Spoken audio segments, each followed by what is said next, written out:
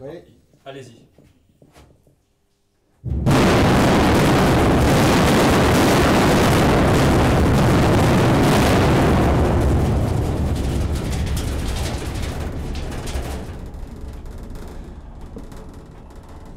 La clé, c'est bon. Il s'agissait du dernier tir de mine pour le tunnel descendant. L'opération effectuée par le souverain a consisté à assurer la jonction entre les attaques de creusement des têtes amont et aval. 300 000 tonnes de roches ont déjà été extraites depuis le début du chantier en mars 2012. Avec ses plus de 1600 mètres de long, les deux parties de l'ouvrage sont à présent unies. Une étape clé qui confirme la parfaite conformité de ce projet de grande ampleur. Aujourd'hui, il reste un tir parce qu'il y a à peu près 3 mètres de rochers qui ne sont pas tombés.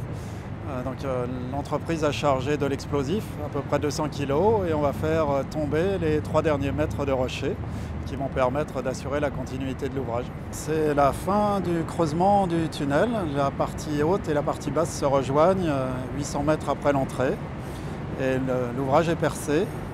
On va passer à la phase équipement à partir de maintenant.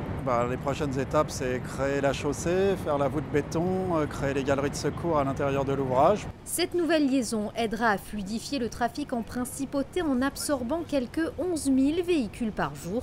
L'accès sera donc facilité entre la moyenne corniche et le quartier de Fontvieille. Mais le tunnel devrait permettre surtout de réduire la circulation sur l'itinéraire Jardin exotique, boulevard Régnier 3, avenue Prince-Pierre et la Basse Corniche, une infrastructure très attendue en principauté. C'est un enjeu effectivement très important pour la principauté puisque je vous rappelle que ce tunnel va permettre de dévier la circulation, les flux entrants en principauté de Monaco au niveau de la moyenne corniche et de les amener directement vers Fontvieille. Je vous rappelle que Monaco est un bassin d'emploi très important pour les gens de toute la région.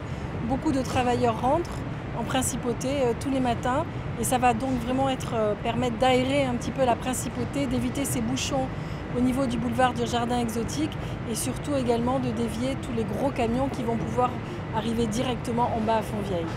La livraison du tunnel descendant est prévue courant juillet 2016 et sachez que son sens de circulation pourrait être inversé en cas de besoin.